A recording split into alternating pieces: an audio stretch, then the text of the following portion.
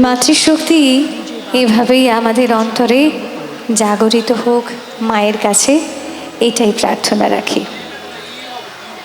আর আজ সপ্তমী তিথি, নবদুর্গার হিসেবে আজ দেবী কাত্যায়নীর পূজা সম্পন্ন হয়।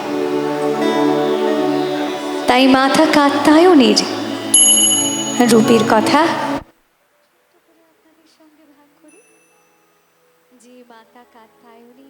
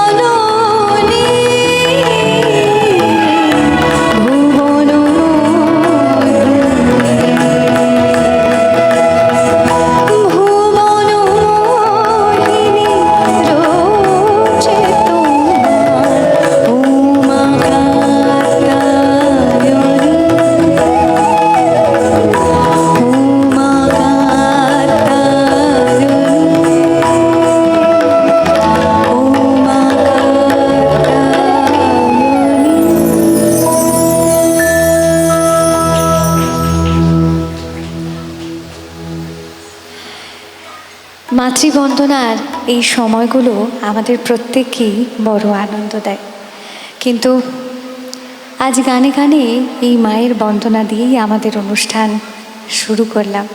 জানি না আপনাদের কেমন লাগলো, তবে আমাদের পূজার অঞ্জলি এই গানে গানেই মায়ের চরণে আমরা নিবেদন করি। শুরুতেই বলেছিলাম যে শুধু তো নিজের পছন্দের গান নয়, আপনাদেরও আবদারের গান নিশ্চয়ই আমরা রাখার চেষ্টা করব। তাই একটু জানি আপনাদের কোনো আবদারের গান আছে কি না? আছে কোনো পছন্দের গান যেটা আমি জানি বা আমার গলায় শুনেছেন?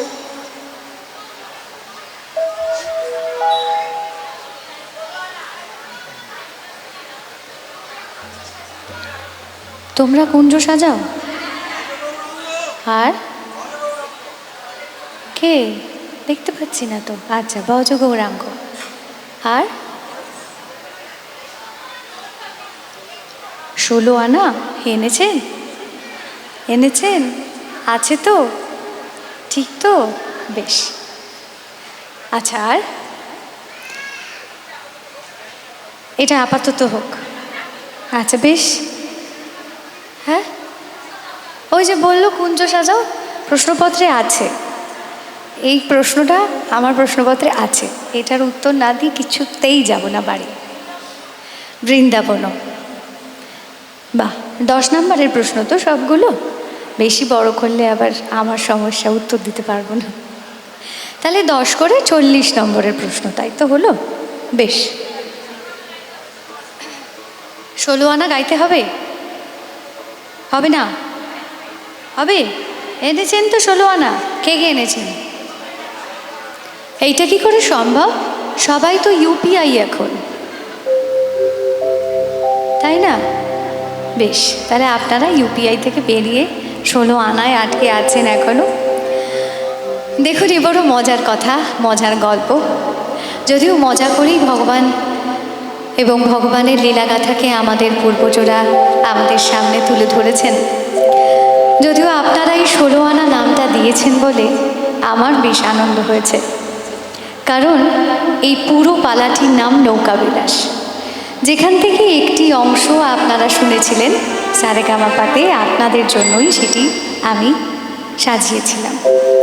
এবং সেটা সাজানোর পরে সার্থকতা এখানেই যে আপনারা তার একটি আলাদা নামকরণ করেছেন, নাম দিয়েছেন 16 আনা। বড় সোজাভাবে গল্পের কথা বলি। কিছু কি মনে আছে কারোর গল্পের কথা, নাকি শুরু থেকে বলি? কিছু মনে থাকলে বাদ দিয়ে দেবো, পুরো গল্প বলবো না। পার করতে যাবে? হ্যাঁ, পার করতে যাবে একজন, বাকিরা না। তাহলে একটু করে বলেই দিই গল্পটা। রাধারানী গোয়ালিনীর বাড়ি, গোয়ালিনী ছিলেন। স্বভাবতই তার বাড়িতে দধি, দুগ্ধ, মিষ্টান্ন এই সমস্ত কিছুর পর্যাপ্ত পরিমাণে উৎপাদন হতো। কিন্তু রাধারানীর মন প্রত্যেক দিন এমন জায়গাতেও পড়ে থাকতো যে কখন প্রাণসখার বংশীর ধ্বনি আমি শুনতে পাবো, আর কখন প্রাণসখার সঙ্গে আমরা দেখা করতে যেতে পারব। এই প্রতীক্ষায় তার দিন শুরু হতো যে কখন সেই মধুর বাঁশি আমি শ্রবণ করব, আর সেই বাঁশির মধ্যে দিয়ে আমার কানে আমার সখা সংকেত প্রেরণ করবে যে সে কি বলতে চায়। তা এমনই একদিন রাধারানী সকাল থেকে বসে আছেন। তার মন বড়ই উতলা, কারণ আজ যে সেই সংকেত আসেনি, আর ঘরে আবার জটিলা কুটিলার পাহারা। কেমন করে বেরোবে, কেমন করেই বা সে বাড়ির বাইরে যাবে? এহেন সময় উপায় বার করলেন বড়াই মা, বয়োজ্যেষ্ঠ। তিনি আসলেন আস্তে আস্তে বাড়িতে। এসেই সঙ্গে সঙ্গে জটিলা কুটিলার সঙ্গে তার সাক্ষাৎ।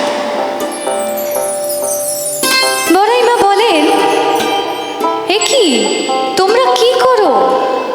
এই যে এত বেলা হয়ে গেল, দধি দুগ্ধ পড়ে পড়ে নষ্ট হয়, এতে যে গেরস্তের অকল্যাণ হবে।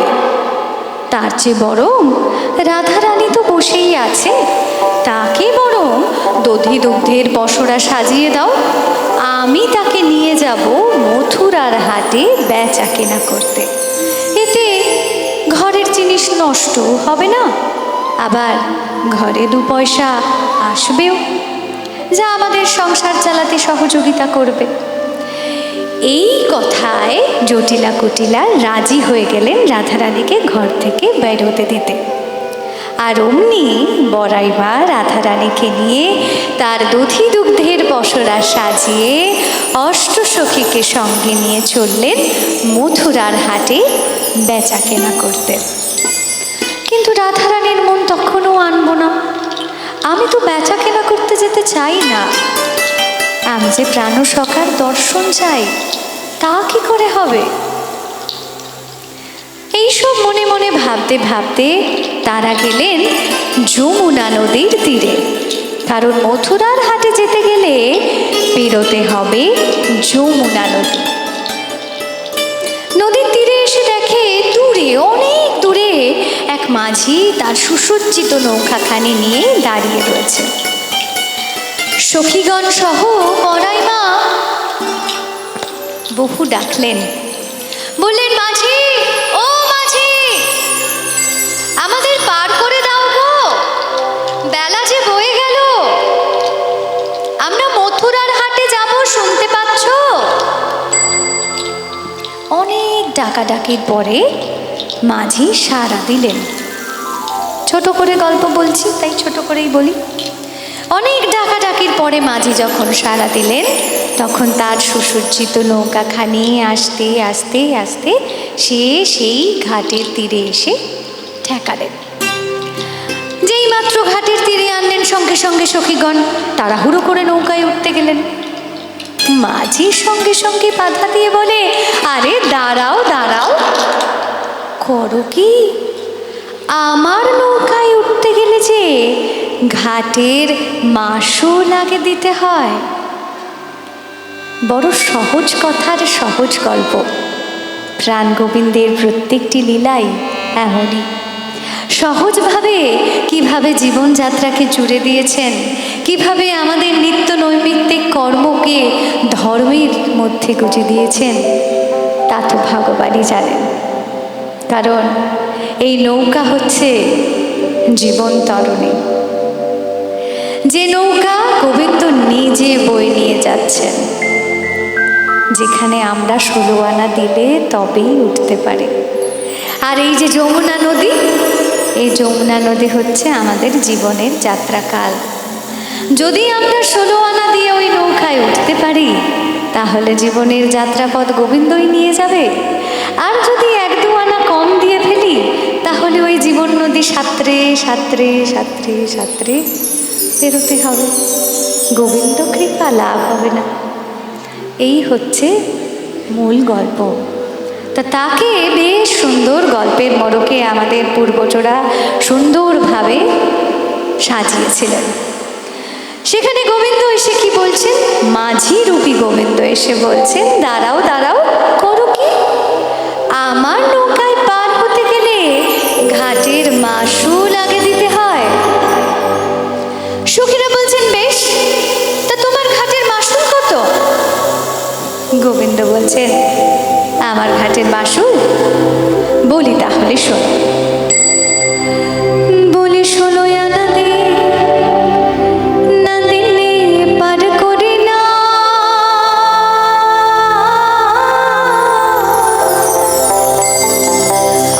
বলি, 16 আনা দে, না দিলে পার করি না।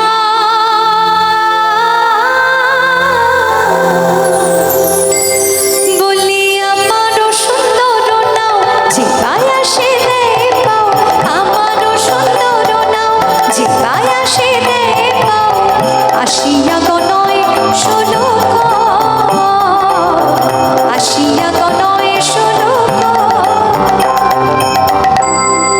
বলো কি হে মাঝি, 2-1 পয়সায় নিত্য পারাপার করি, আর তুমি কিনা বলো 16 আনা। ভেবে দেখুন একবার, আমরা আমাদের জীবন পথে চলতে গিয়েও এরকমটাই করি, ভগবানের জন্য একটুখানি সময়। ঠাকুর আজ বড় তাড়া আছে, ফুলটা দিয়ে দিলাম, নিন। আজ খুব তাড়া আছে, আজ ভালো করে ঝাঁটাতে পারছি না, আজ একটু সেজে নিও, চললাম। তো সেই একই বিষয়বস্তু এই গল্পেও। তাই সখীরা বলছে নিত্য এক আনাতে পারাপার করি, 1-2 আনায় পারাপার করি, আর তুমি কি না বলছো 16 আনা, মানে পুরো সময়টাই তোমায় দিতে হবে, এও কি সম্ভব? সখীগণ বলছেন বেশ, আমরা না হয় 1 আনা দিব হে, 1 আনা দিব হে, দিব আমরা 1 আনা, করে আসি বেচা কেনা, দিব আমরা 1 আনা, করে আসি বেচা কেনা, 1 আনা দিব হে,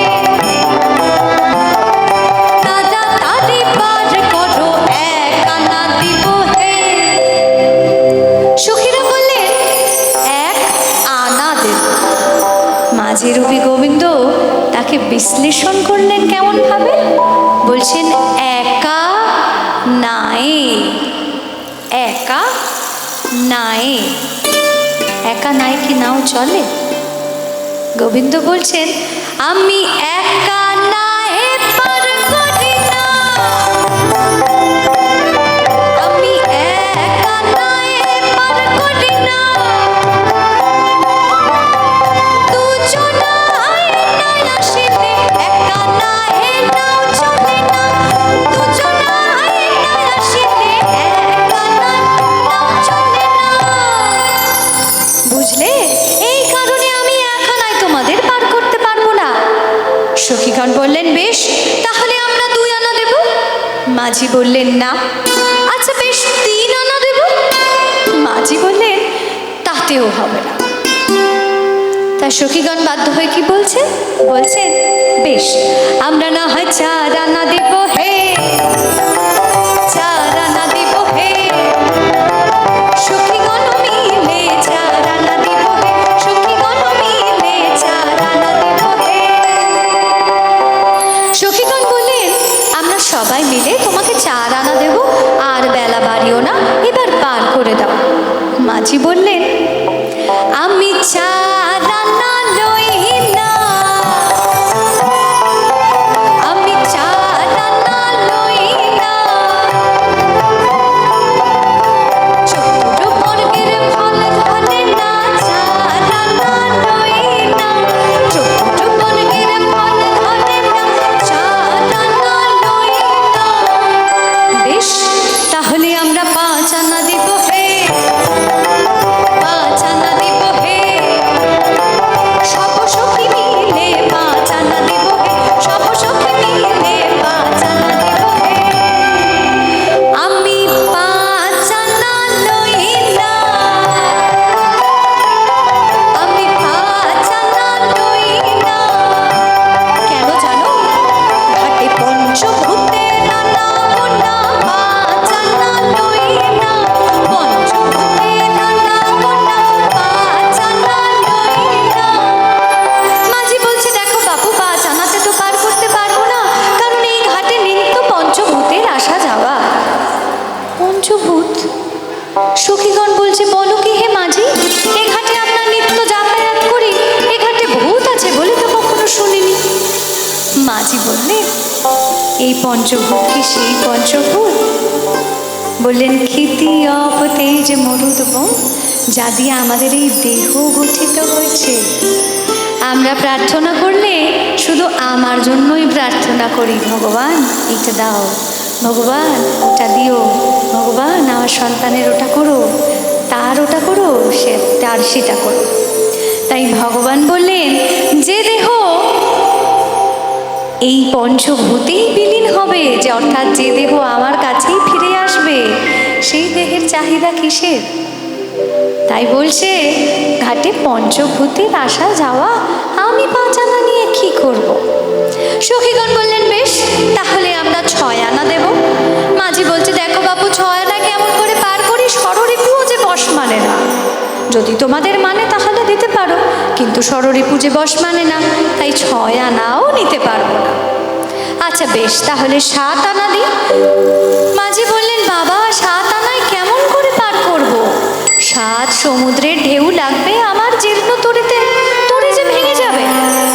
তখন তো দোষ এই মাঝির নামেই আসবে, তাই বাবু আমি 7 আনায় পার করতে পারবো না। আচ্ছা বেশ, তাহলে আমরা 8 আনা দিব হে, 8 আনা দিব হে, অষ্টসখী মিলে 8 আনা দিব হে, অষ্টসখী মিলে 8 আনা দিব হে, অষ্টসখী মিলে 8 আনা দিব হে। 8 আনা, 8 আনা মানে তো যাকে কেউ টানে না। কি করে হলো এটা? সখীরা বললেন 8 আনা, আর গোবিন্দ বিশ্লেষণ করলেন আ টানা, মানে যাকে কেউ টানে না। তাই গোবিন্দ বলছে 8 আনা কেমন করে নেব? 8 আনা, 8 আনা, আরে 8 আনা, 8 আনা,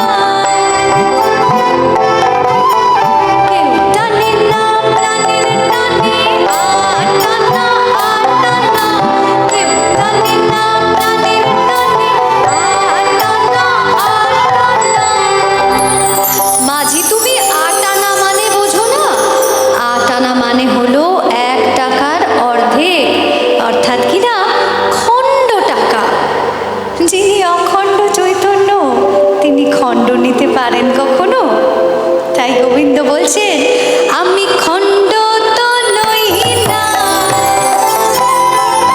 আমি খণ্ড তো নই না, অখণ্ড চৈতন্য আমি খণ্ড তো নই না, অখণ্ড চৈতন্য আমি খণ্ড তো নই না। আচ্ছা বেশ, আর কথায় কাজ নেই, আমরা না হয় 9 আনা দিব হে, 9 আনা দিব হে, ওহে ঘাটে 9 আনা বিক 9 আনা দিব হে, ওহে ঘাটে 9 আনা বিক 9 আনা দিব হে। গোবিন্দকে কিনা বলে ঘাটের 9 নাবিক, এবং বলছে 9 আনা দেব, তাই তো? এবার গোবিন্দ কি বিশ্লেষণ করছে? বলছে আমি নয়া নয়া নয়া না। সখীরা বললেন 9 আনা, আর গোবিন্দ বলছে আমি নয়া, আমি নয়া না, নয়া না, আমি নয়া না, নয়া না, বহু যুগের পুরানা, নয়া না, নয়া না, বহু যুগের পুরানা, নয়া না, নয়া না, যুগে যুগে পার করি, নয়া না, নয়া না, যুগে যুগে পার করি, নয়া না, নয়া না। সখীগণ বলে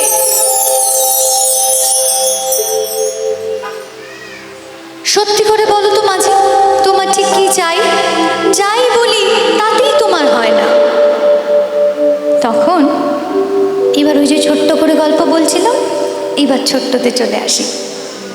মাঝি বললেন, অর্থাৎ মাঝি রূপী গোবিন্দ বললেন সেই অন্তিম কথা, যে কথা আমাদের জন্য এত বড় একটি লীলা তিনি রচনা করেছিলেন, যাতে আমরা সাধারণ মানুষেরা তা বুঝতে পারি যে কেন এই লীলা। তিনি বললেন সত্যি করে বলি আমি ঠিক কি চাই? তিনি বললেন তোমাদের 16 আনা দাও না। ও দিদি ভাই, বাড়ির রান্নার গল্প হলো? বাড়ির রান্নার গল্প হলো? আজকে কটা ঠাকুর দেখবেন? আপনি আপনি হ্যাঁ হ্যাঁ হ্যাঁ, বেশ এইটুকু শুনে নিন, আবার গল্প করুন, কোনো অসুবিধা নেই। এত কষ্ট করে এইটুকু শুনলেই হবে। গোবিন্দ বললেন তোমাদের 16 আনা দাও না। এবার 16 আনা কিভাবে দেবেন? আমরা তো তো শূন্য টাকা দিই না, সব সময় দেখবেন প্রণামীতে একটা 1 টাকার কয়েন বার করে দিই, তাই না? তো এখনই 16 আনা দাও না বললে আপনি টাকাটাই বার করবেন, 16 আনা দাও। তো গোবিন্দ পয়সা নিয়ে রাখবে কোথায়? ব্যাংক আছে না, ওয়ালেট আছে না, ক্রেডিট কার্ড আছে? নেই তো। তাহলে 1 টাকা দিলে রাখবে কোথায়? তা কি চাই, কিভাবে দেবেন এটা? সেটাও সেই বলছেন তোমাদের 16 আনা দাও না, 10-এ 6 যোগ করে 16 আনা দাও না। এ আবার নতুন কথা কি? 10 আর 6 যোগ করলে 16ই হবে, সবাই জানে। কিন্তু কি 10 আর কি বা 6, কোথায় পাবো এদের? কেমন ভাবেই বা যোগ করব? বললেন 10 ইন্দ্রিয় আর ষড়রিপুকে একত্রিত করে 16 আনা অর্থাৎ 1 মন হয়ে গোবিন্দ চরণে সমর্পণ করলে তবে ওই কৃপা নৌকায় ঠাঁই পাওয়া যায়।